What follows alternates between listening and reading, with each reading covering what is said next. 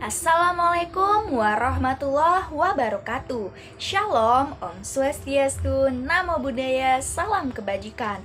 Halo semuanya, perkenalkan saya Femily Afrianti. Saya adalah mahasiswa dari Stikes Yarsi Pontianak, program studi S1 Ilmu Keperawatan semester 6 kelas A dengan NIM 821211010. Hari ini saya akan membawakan materi tentang luka bakar. Kalian tahu tidak luka bakar itu apa sih? Nah, luka bakar itu merupakan kerusakan kulit tubuh yang disebabkan oleh trauma panas atau trauma dingin akibat frostbite. Penyebabnya adalah api, air panas, listrik, kimia, radiasi, dan trauma dingin frostbite. Kerusakan ini dapat menyertakan jaringan bawah kulit. Selanjutnya, bagaimana sih cara kita melakukan penilaian kedalaman luka bakar? Nah, berdasarkan kedalaman jaringan luka bakar yang rusak, luka bakar dibagi menjadi 3 klasifikasi besar, yaitu luka bakar superficial, mid, dan deep. Klasifikasi yang lebih lanjut diperjelas menjadi epidermal, superficial dermal, mid dermal, deep dermal, atau full thickness. Dan selanjutnya, apa saja sih penjelasan dari klasifikasi luka bakar ini? Yang pertama, luka bakar superficial. Luka bakar superficial adalah luka bakar yang dapat sembuh secara spontan dengan bantuan epitelisasi. Luka bakar superficial dibagi 2, yaitu luka bakar epidermal dan superficial dermal. Luka bakar epidermal adalah luka bakar yang hanya terkena pada bagian epidermis pasien. Penyebab tersering luka bakar ini adalah matahari dan ledakan minor. Lapisan epidermis yang bertingkat terbakar dan mengalami proses penyembuhan dari regenerasi lapisan basal epidermi akibat dari produksi mediator inflamasi yang meningkat. Luka bakar ini menjadi hiperemis dan cukup menyakitkan. Dapat sembuh dalam waktu cepat atau selama 7 hari tanpa meninggalkan bekas luka kosmetik. Adapun tanda gejalanya adalah yang pertama, hanya mencakup epidermis. Yang kedua, tampak hiperemis. Ketiga, penyebab karena terbakar sinar matahari. Keempat, sembuh spontan selama 7 hari. Dan terakhir, terasa nyeri. Nah, selanjutnya ada luka bakar superficial dermal. Luka bakar superficial dermal adalah luka bakar yang terkena pada bagian epidermis dan bagian superficial dermis, atau di bagian dermis papiler. Ciri khas dari tipe luka bakar ini adalah munculnya bula. Bagian kulit yang melapisi bula tadi telah mati dan terpisahkan dari bagian yang masih viabel dengan membentuk edema. Nah, edema ini dilapisi oleh lapisan nekrotik yang disebut sebagai bula. Nah, bula ini dapat pecah dan mengekspos lapisan dermis yang dapat meningkatkan kedalaman dari jaringan yang rusak pada luka bakar. Oleh karena itu, saraf sensoris yang terekspos, luka bakar kedalaman ini biasanya sangat nyeri. Dapat sembuh secara spontan dengan bantuan epiteliasasi dalam 14 hari yang meninggalkan defek warna luka yang berbeda dengan kulit yang tidak terkena. Namun, eskar tidak terjadi dalam tipe luka bakar ini. Dan tanda gejalanya adalah yang pertama, mencakup hingga papilar dermis. Selanjutnya, adanya bula dan warna merah muda. Selanjutnya, terasa sangat nyeri, bahkan sembuh spontan dengan epitelialisasi dari struktur adnexa selama 14 hari. Selanjutnya, yang kedua adalah luka bakar middermal. Nah, luka bakar middermal adalah luka bakar yang terletak di antara luka bakar superficial dermal dan deep dermal. Pada luka bakar middermal, jumlah sel epitel yang bertahan untuk proses reepitelisasi sangat sedikit, dikarenakan luka bakar yang agak dalam, sehingga penyembuhan luka bakar secara spontan tidak selalu terjadi. Capillary refilling pada pasien dengan luka bakar kedalaman ini biasanya berkurang dan edema jaringan serta bula akan muncul. Warna luka bakar pada kedalaman ini berwarna merah muda agak gelap, namun tidak segelap pada pasien luka bakar dipdermal. Sensasi juga berkurang, namun rasa nyeri tetap ada yang menunjukkan adanya kerusakan plexus dermal dari saraf kutaneus. Dengan tanda gejala berwarna pink tua, tidak selalu sembuh spontan, kapilari refill lambat, tampak edema dan bula sensasi sentuhan ringan menghilang, serta nyeri persisten. Selanjutnya yang ketiga adalah luka bakar deep. Luka bakar deep adalah luka bakar yang memiliki derajat keparahan yang sangat besar. Luka bakar kedalaman ini tidak dapat sembuh spontan dengan bantuan epitelisasi dan hanya dapat sembuh dalam waktu yang cukup lama dan meninggalkan bekas eskar yang signifikan. Nah, luka bakar deep ini terbagi menjadi beberapa. Nah, saya akan menjelaskan satu persatu terlebih dahulu. Yang pertama ada luka bakar dipdermal. Luka bakar dengan kedalaman dipdermal biasanya memiliki bula dengan dasar bula yang menunjukkan warna blotchy red pada retikular dermis.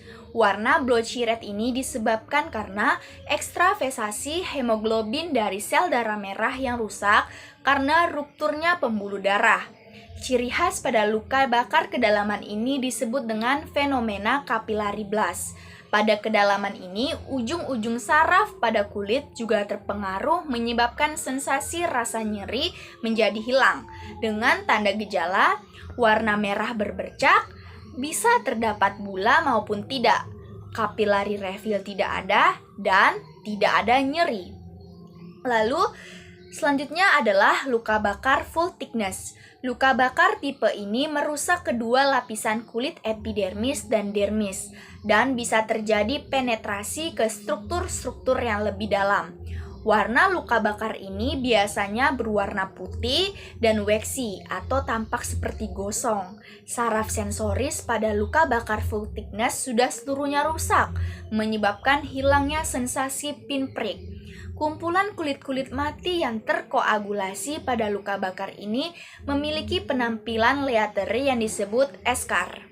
Nah, adapun tanda gejalanya yaitu mencakup epidermis dan seluruh dermis, lalu berwarna putih, mengkilat, atau hitam, dan tidak terasa adanya nyeri, bahkan bisa terdapat eskar.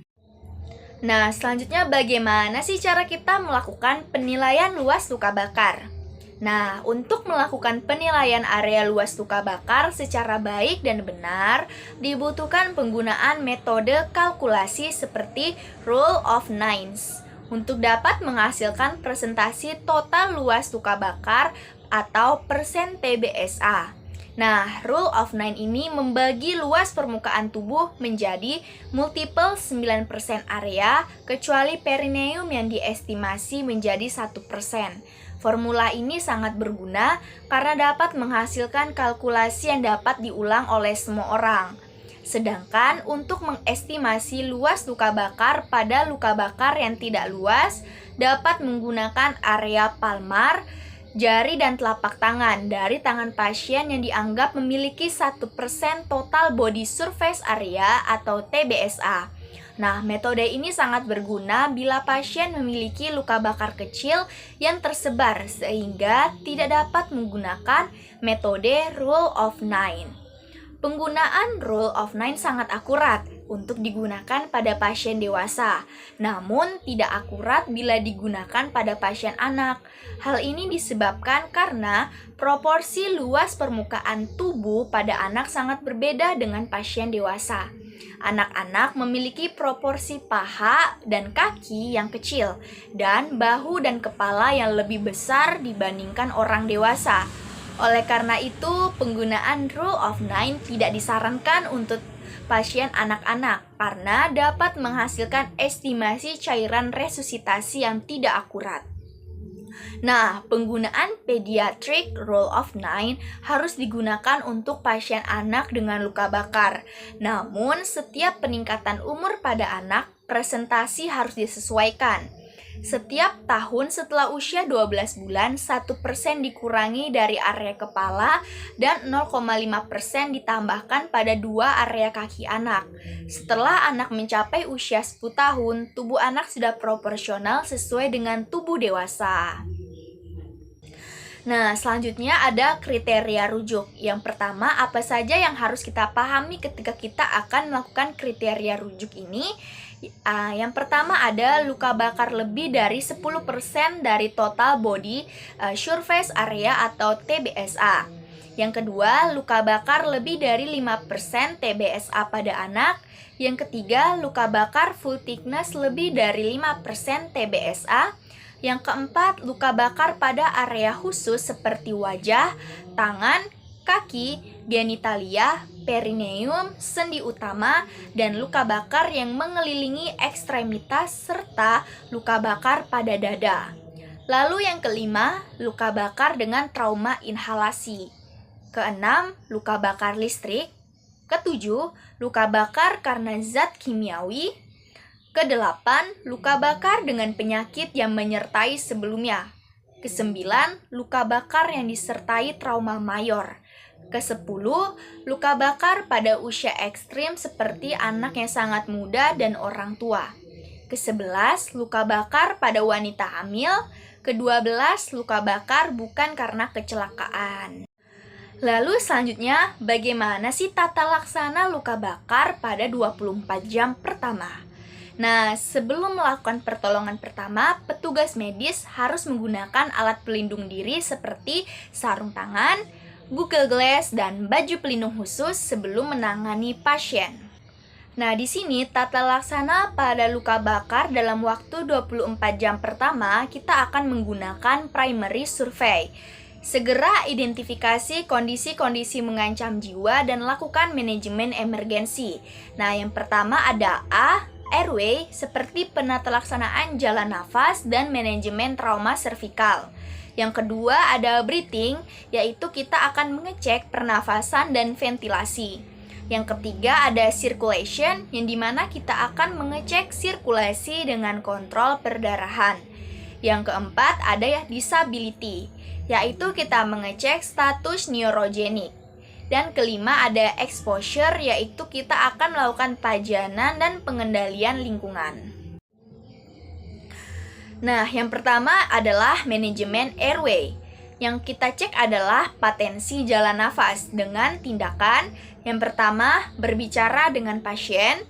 Kedua, bersihkan jalan nafas dari benda asing. Ketiga, lakukan chin lift, jaw thrust. Yang keempat, hindari melakukan hiperfleksi atau hiperekstensi kepala dan leher. Dan kelima, kontrol tulang servikal dengan rigid collar. Yang kedua, kita akan melakukan manajemen breathing. Nah, yang kita cek yang pertama adalah periksa tanda-tanda hipoksia dan hiperventilasi atau hipoventilasi. Yang kedua, hati-hati pasien dengan intoksikasi karbon monoksida tampak berwarna cherry pink dan tidak bernafas. Lalu, hati-hati juga luka bakar yang melingkar pada dada. Jika ada luka bakar yang melingkar pada dada, pertimbangkan eskarotomi. Dengan tindakan inspeksi dada, pastikan pergerakan dinding dada adekuat dan simetris. Lalu berikan oksigen 100% high flow 10-15 liter per menit melalui masker non-rebreathing mask. Jika tetap sesak, lakukan bagging atau ventilasi mekanik.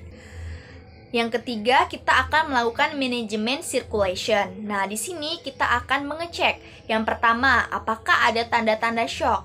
Yang kedua, kita melakukan cek nadi sentral. Ketiga, kita cek tekanan darah. Yang keempat, kita cek kapilari refill normalnya kembali dalam waktu kurang dari 2 detik. Selanjutnya kita akan cek luka bakar melingkar pada ekstremitas. Kalau misalkan ada, kita pertimbangkan eskarotomi. Lalu, tindakan pada tahap ini adalah yang pertama, lakukan penekanan luka jika terdapat perdarahan aktif. Yang kedua, pasang 2 jalur IV ukuran besar, lebih disarankan pada daerah yang tidak terkena luka bakar. Yang ketiga, jika pasien shock, berikan bolus ringan laktat sehingga nadi radial teraba. Yang keempat, ambil sampel darah untuk pemeriksaan darah lengkap, analisis gas darah arteri. Dan terakhir, kita cari dan tangani tanda-tanda klinis shock lainnya yang disebabkan oleh penyebab lainnya. Yang keempat, kita akan melakukan manajemen disability. Nah, apa saja sih yang kita cek? Nah, kita di sini akan mengecek yaitu derajat kesadaran dengan AFPU. Apa itu AFPU? Nah, AFPU itu adalah A atau alert, yaitu apakah pasien ini sadar penuh atau tidak. Lalu yang kedua, V. V itu adalah verbal. Apakah pasien ini merespon terhadap rangsang verbal? Ya, selanjutnya ada P, yaitu pain. Nah, pain ini apakah si pasien ini merespon terhadap rangsang nyeri. Dan yang terakhir ada U atau unresponsive, yang artinya tidak ada respon dari si pasien. Nah, jika ada tanda-tanda tersebut, kita akan melakukan tindakan. Yang pertama, periksa derajat kesadaran. Lalu yang kedua, periksa respon pupil terhadap cahaya. Yang ketiga, hati-hati pada pasien dengan hipoksemia dan shock, karena dapat terjadi penurunan kesadaran dan gelisah. Selanjutnya, yang kelima, kita akan memanajemen exposure. Nah, apa saja sih yang kita cek di exposure ini? Yaitu kita akan mengecek exposure dan kontrol lingkungan. Dan tindakannya adalah yang pertama, melepas semua pakaian dan aksesoris yang melekat pada tubuh pasien. Yang kedua, lakukan lock roll untuk melihat permukaan posterior pasien. Dan ketiga, kita akan menjaga pasien ini tetap dalam keadaan hangat, serta kita akan menghitung luas luka bakar dengan metode Rules of Nine. Selanjutnya yang keenam, kita akan memanajemen fluid atau resusitasi cairan. Nah, di sini kita akan mengecek resusitasi cairan yang adekuat dan monitoring. Dengan tindakan, kita akan menggunakan rumus Parkland formula dengan 3-4 mili dikalikan berat badan dikalikan persen TBSA luka bakar ditambah rumatan untuk pasien anak. Setelah itu, setengah dari jumlah cairan diberikan pada 8 jam pertama dan setengah cairan sisanya diberikan dalam 18 jam selanjutnya. Lalu gunakan cairan kristaloid atau Hartmann solution seperti ring laktat. Lalu kita akan menghitung urin output tiap jam. Setelah itu kita akan melakukan pemeriksaan EKG, nadi, tekanan darah, respiratory rate, pulse oximetry, analisis gas darah arteri. Dan kita akan memberikan cairan resusitasi sesuai dengan indikasi. Yang kedelapan, selanjutnya kita akan memanajemen analgesia. Nah, di sini kita akan mengecek manajemen nyeri dengan tindakan yang pertama, berikan morfin intravena dengan sediaan 0,05 sampai 0,1 mg per kilogram sesuai dengan indikasi. Yang kedua, untuk anak parastamol cairan drip setiap 6 jam dengan dosis 10 sampai 15 mg per kilogram BB per kali. Selanjutnya, yang ke-8 ada manajemen tes. Nah, di sini kita akan mengecek yaitu menyingkirkan kemungkinan adanya trauma lain dengan tindakan X-ray, X-ray pada lateral cervical, X-ray pada toraks, X-ray pada pelvis dan lainnya sesuai dengan indikasi dari dokter. Selanjutnya yang ke-9, kita akan memanajemen tubes. Yang kita cek adalah mencegah gastroparesis dengan tindakan dekompresi lambung dan pasang nasogastric tube atau NGT. Nah, adapun di sini rekomendasi primary survey pada pasien luka bakar yang dapat kita berikan yang pertama adalah kita akan diagnosis luka bakar harus memperkirakan luas permukaan tubuh total body surface area atau TBSA dengan menggunakan metode standar dan menggambarkan karakteristik yang memerlukan perhatian segera dari pusat luka bakar yang ditunjuk. Yang kedua, resusitasi yang tepat harus dimulai sesegera mungkin dan pemberian cairan disesuaikan berdasarkan parameter pasien untuk menghindari over resuscitation dan under resuscitation. Lalu yang ketiga, pasien dewasa dengan luka bakar lebih besar dari 20% TBSA dan pasien anak dengan luka bakar lebih besar dari 10% TBSA harus dilakukan resusitasi dengan cairan salt containing ring laktat. Dan kebutuhan harus berdasarkan berat badan dan persentase luka bakar. Yang keempat, ketika pemberian cairan intravena dilakukan, antara 2-4 mili harus diberikan dalam waktu 24 jam pertama setelah trauma, dengan mewaspadai terjadinya overresusitasi. Yang kelima, jika hanya dilakukan pemberian cairan secara oral, cairan minimum setara dengan 15% berat badan setiap 24 jam dianjurkan selama 2 hari. Tabel 5 gram garam atau setara harus diberikan untuk setiap liter cairan oral. Yang keenam, pemantauan cairan resusitasi dapat dilakukan dengan melihat urin output. Untuk dewasa, rata-rata urin output adalah 0,3 sampai 0,5 ml per kilogram per jam dan anak 1 ml per kilogram per jam. Pada 3 jam pertama resusitasi, kemungkinan masih terjadi anuria, berapapun jumlah cairan yang diberikan. Lalu selanjutnya, selain tata laksana primary survey, selanjutnya kita akan melakukan secondary survey. Nah, secondary survey ini merupakan pemeriksaan menyeluruh mulai dari kepala sampai kaki. Pemeriksaan dilaksanakan setelah kondisi mengancam nyawa diyakini tidak ada atau telah diatasi.